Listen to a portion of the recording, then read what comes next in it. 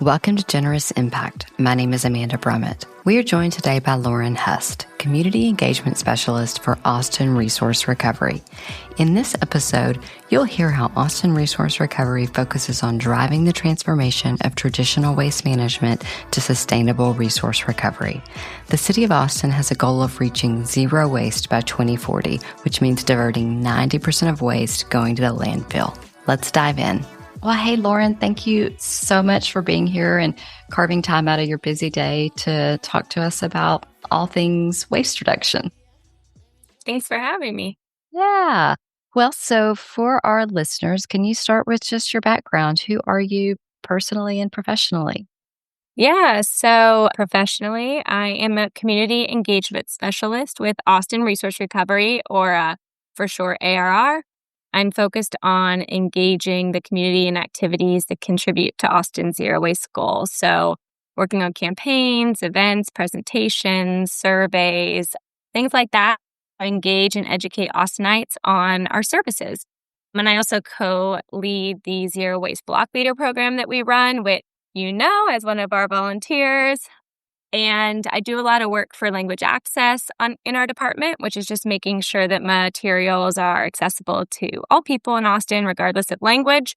And I'm really passionate about building relationships within the local community and bringing people together to create positive change. Awesome. And then personally, I'm a resident of Austin. I love being outdoors. I love live music and dancing, eating at food trucks, and just connecting with people. I grew up in a military family, actually, so I got really used to moving around every year or two. So I really love different cultures and languages and new places. But Austin feels like a really great place that brings together a lot of the things I love personally and professionally. Yeah. And then what about education? You've got a pretty rich educational background that got you here, right? Yeah. I kind of have a whole career journey. Yeah. It started actually being a third grade teacher down in Oh, Buda wow. for a couple years. And then I wanted to get that sort of international wanderlust, I guess. I wanted to go teach abroad. So I did a Peace Corps in North Macedonia, and I was teaching English there, but I also started to get involved in a lot of the community development work and started doing communications for some camps and clubs and programs. So I realized I really liked communications. And so when I came back, I went to grad school in Boston for public relations. I worked at PR agency for a while after that, but I kind of missed the local connection and doing work I was really personally passionate about. So that's how I kind of got here to the city. Very cool. And yeah. Yeah. Well, and Brett and I love being part of the Zero Waste Block Leader program. We had a really tense moment in our house this past weekend. I had a box bigger than you full of bubble wrap to go to the reuse center, and my sweet husband put it out to the recycle bin. And I'm like, what kind of zero waste block leader are you? Now that's going in the trash. I honestly learn so much all the time myself. Yes. I'm not perfect at it, and I didn't grow up with, my family being perfect at it. So Right. I feel like I've taught myself a lot, and I work in it now, and I still have to remind myself of things that I'm telling other people. So we're all learning and trying our best. Yes, for sure. I come from a family of trash burners. We had a barrel and burned our trash, and oh my gosh, that was so bad. Yeah, and here you are now. Now zero waste block leader. Yeah, for sure. All right. So Lauren, what brought you to the city of Austin? What was your catalyst for joining the city or the program? Yeah. Well, I kind of shared a bit about my whole career journey. So Yeah. ended up wanting something that connected me locally again to people and just doing something where every day I felt good about the work I was doing and I felt passionate about it. So this role came about, and I think it's a really good mix of education that I still get to do, but then also communications and some of those skills that I really enjoy. And I just really like the public sector. I feel like there's a lot of value in what local government does, and most people don't even know the extent of it. I know I didn't before joining the city. Yeah. So I think it's really cool. It is meaningful for a lot of people, and it also just makes me feel more connected to living in Austin and being a resident here as well. Yeah, definitely. Definitely makes me proud of all the stuff that we have that people don't even know about. So let's Yeah. dive into that. What does Austin Resource Recovery do? Yeah. So Austin Resource Recovery is a City of Austin department, and our mission is to provide essential services that protect people and our planet. So that involves collecting recycling, composting, trash, large brush, bulk items, clothing, household hazardous waste, a lot of things. So we provide those residential curbside services to more than 200,000 homes in Austin. And then additionally, all Austin and Travis County residents have access to the Recycle Reuse Drop Off Center.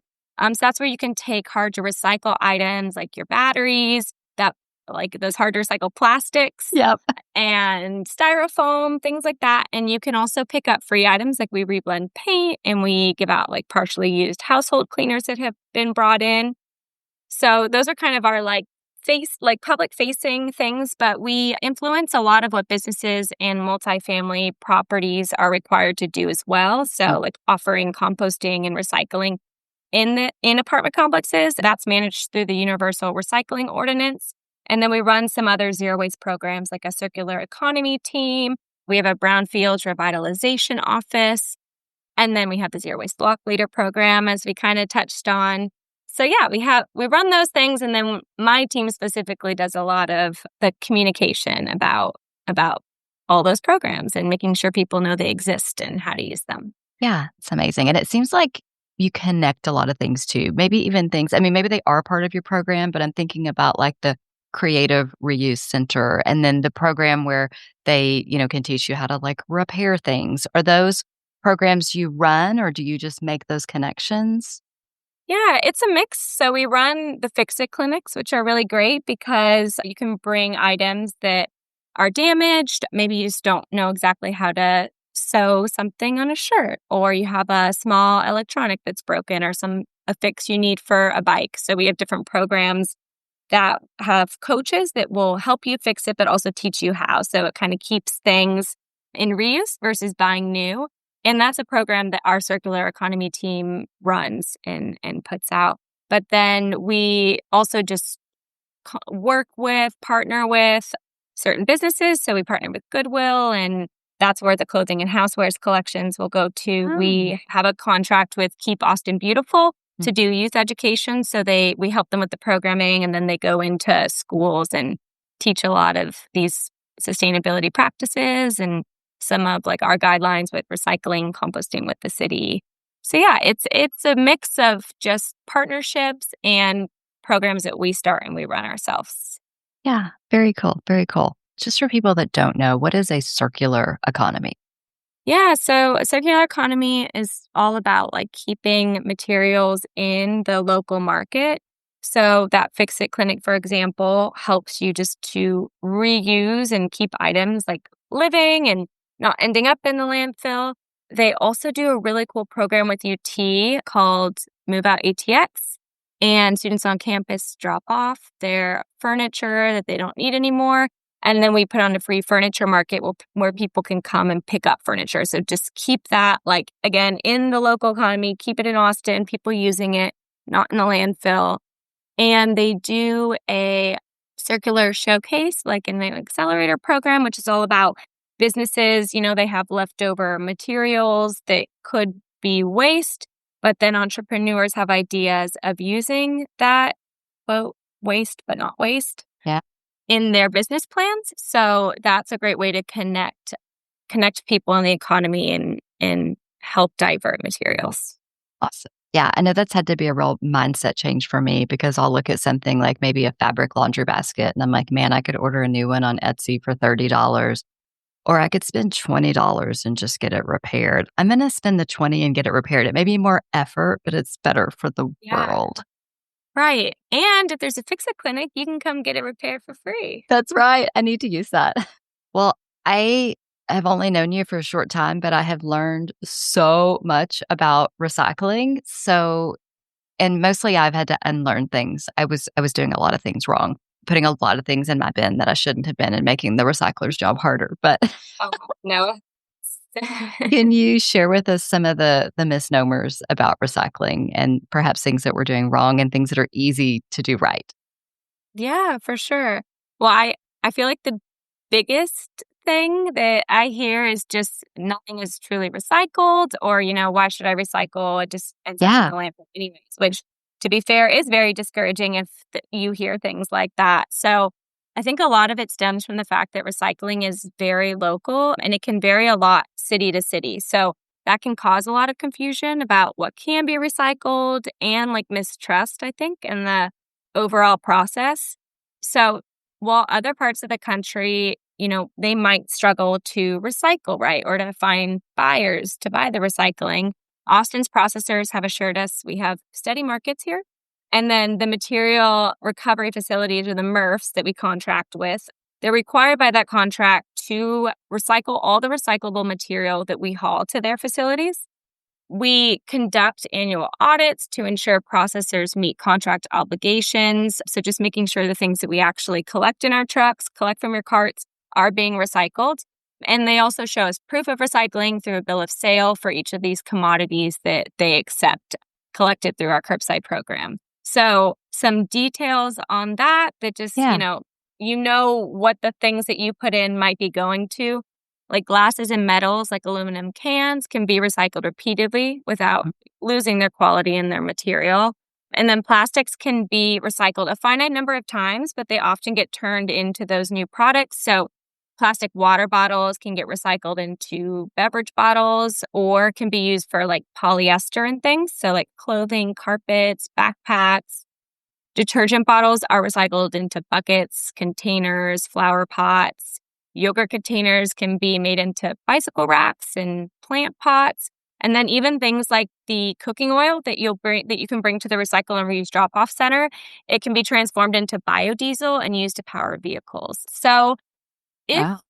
I guess like the biggest takeaway is that if things are being recycled properly and it's an item that we can recycle, it'll get recycled when you use our carts. It is important to know, I think, about 20% of the items our customers place in the blue carts can't be recycled at local Mhm. facilities.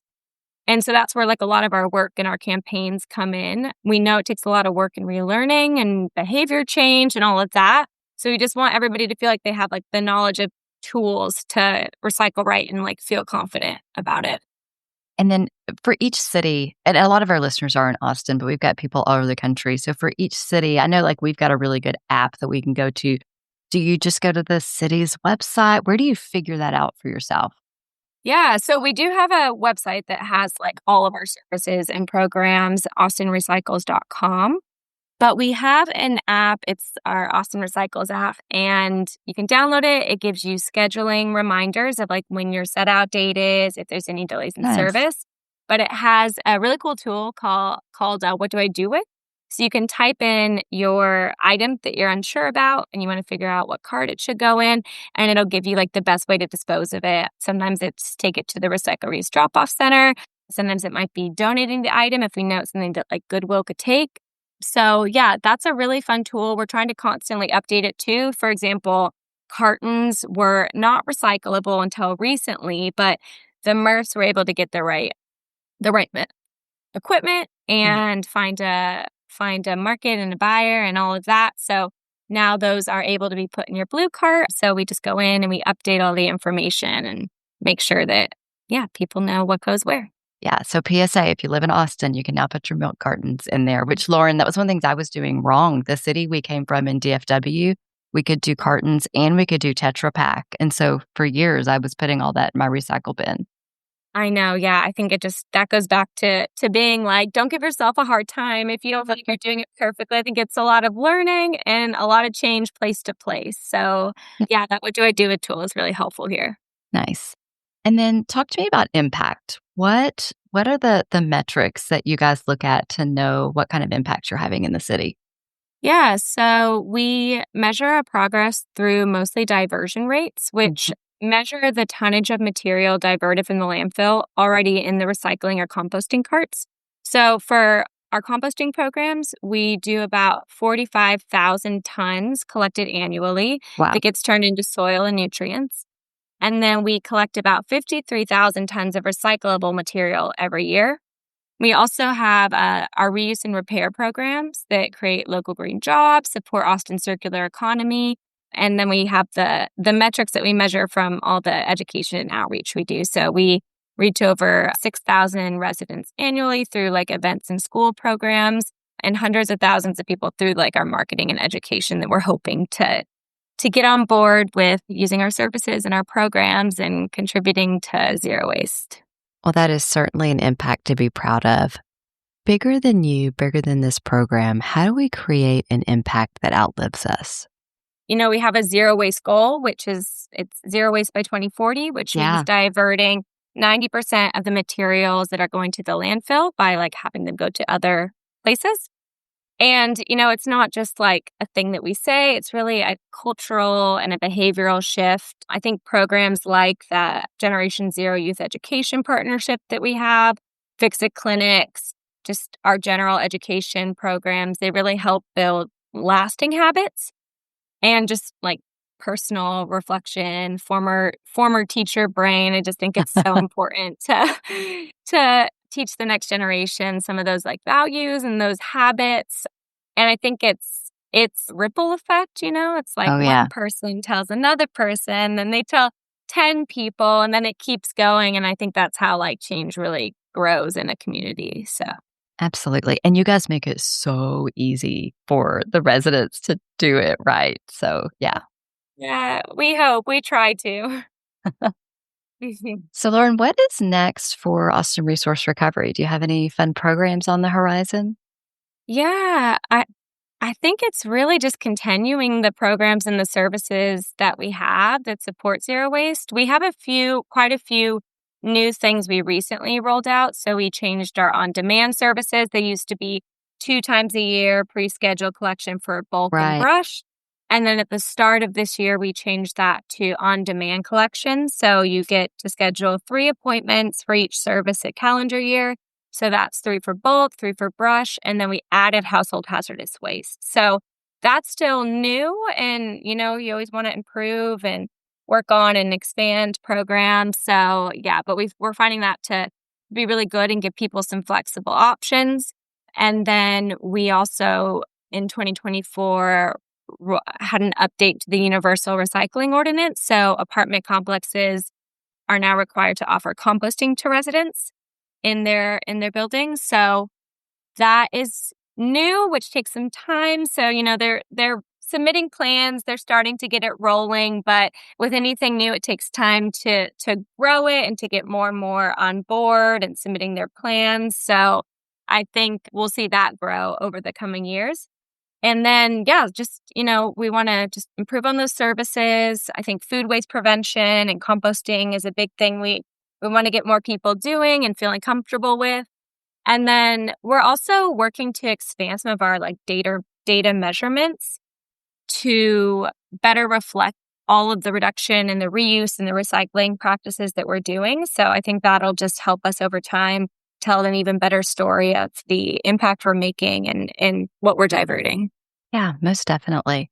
Well, Lauren, your choice to spend your life doing this work is inspiring, and the work that you do is inspiring. Who or what organizations give you inspiration? Yeah, this is maybe cheesy, but but I feel like working with the Zero Waste Block Leader program and is honestly very inspiring to me. All of the volunteers that we have, I just think so many people in Austin are like really genuinely passionate about sustainability. And, those are people who joined our program like y'all have out of you're doing your own free time, just wanting to like help others learn and reduce waste and connect with city services.